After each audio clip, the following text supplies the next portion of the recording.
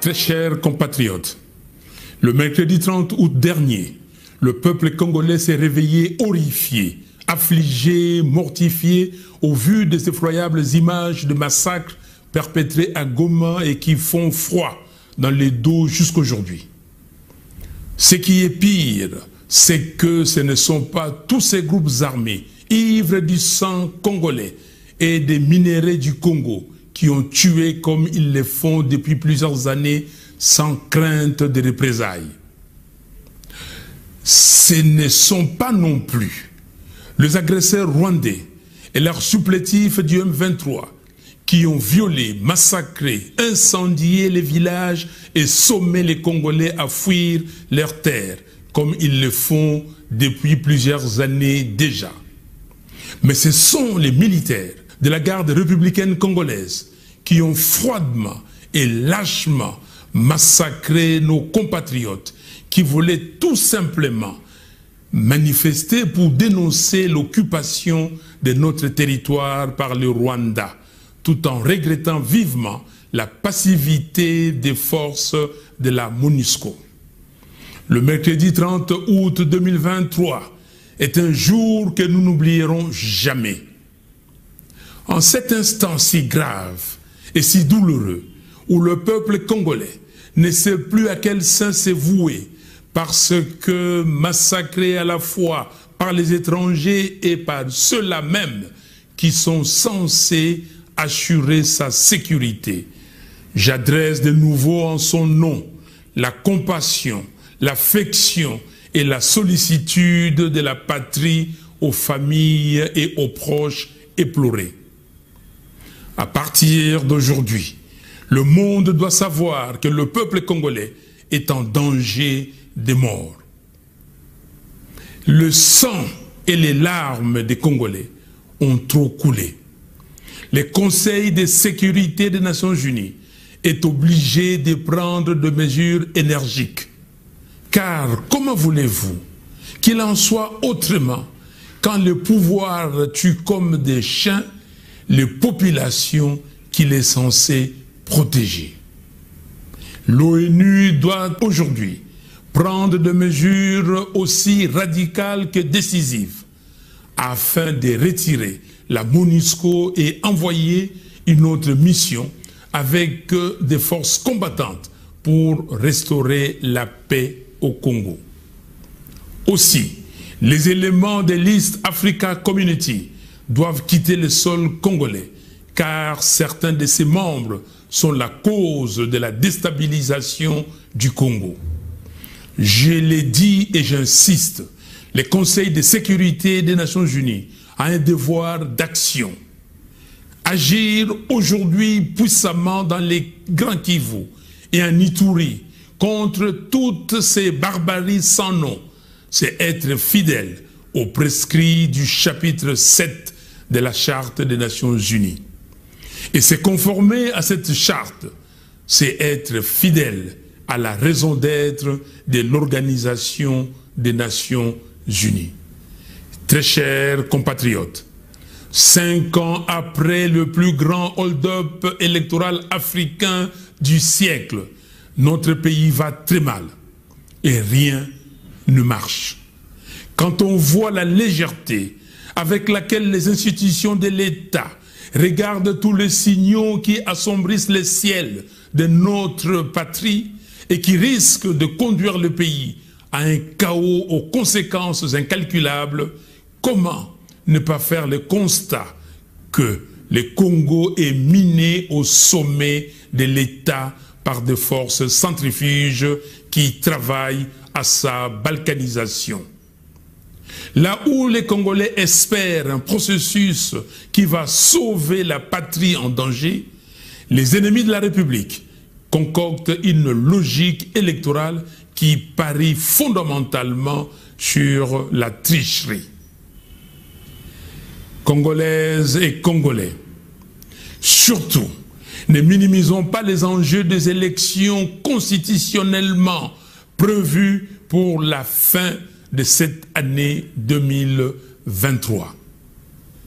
Toutes les stratégies que développe Félix Tshisekedi et ses acolytes de l'Union sacrée n'ont en réalité qu'un seul but: vider de son sens cette expression qui hante leur conscience depuis 2018, à savoir la vérité des urnes. Au-delà de tout, j'aimerais tout de même prodiguer un conseil à M. Félix Tshisekedi. Prenez la mesure de la gravité de la situation et arrêtez de jouer avec le feu. Le moment vous est venu de regarder en face la vraie nature des souffrances que vous infligez au peuple congolais.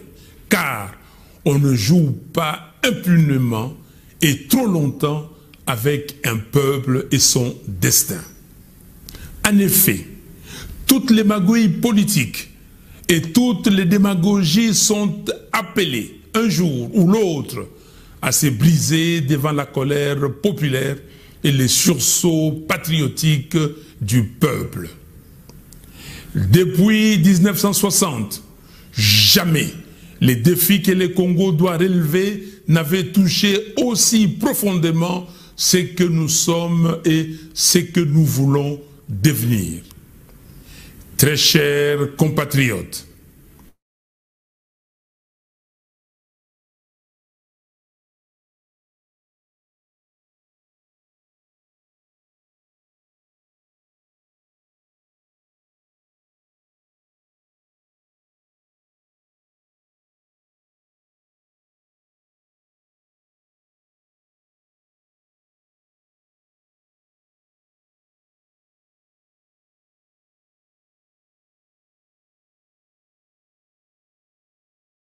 électorale.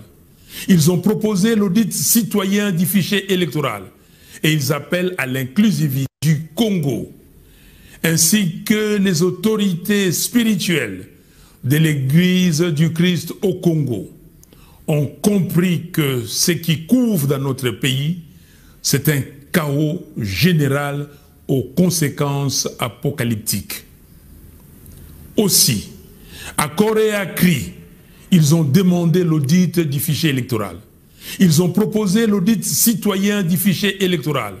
Et ils appellent à l'inclusivité du processus électoral, à la proclamation des résultats bureau par bureau, afin de corriger des erreurs du passé et consolider la jeune démocratie congolaise.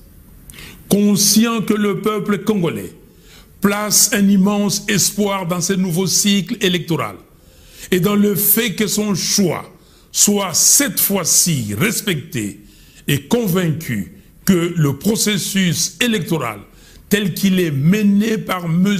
Denis Kadima présage une nouvelle crise post-électorale. Je ne pouvais pas laisser cette noble et patriotique bataille de nos chefs spirituels se diluer dans le flux médiatique sans lui donner plus de relief.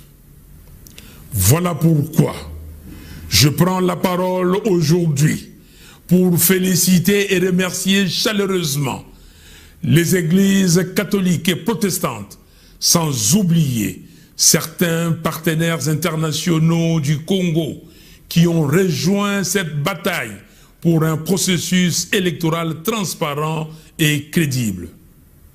Au nom du peuple congolais, qui souffre en espérant que les élections apportent au pays la paix, le relèvement social et la prospérité de l'économie nationale, je salue les combats de l'Église catholique et de l'Église du Christ au Congo pour la recherche de la cohésion sociale comme gage d'un processus électoral sain et extincteur des périls qui menacent la survie de notre pays.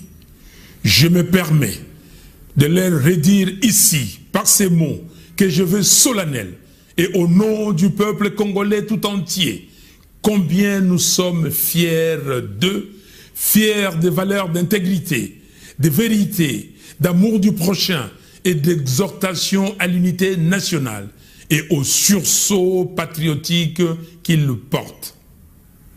J'ai entendu leur appel et celui du peuple congolais.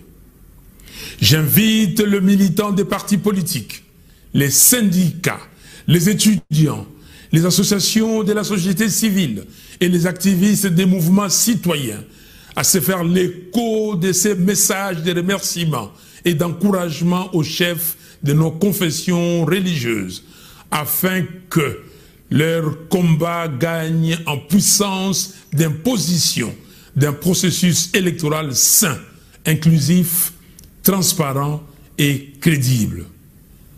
Vive la République démocratique du Congo, une, indivisible, en paix et en prospérité économique.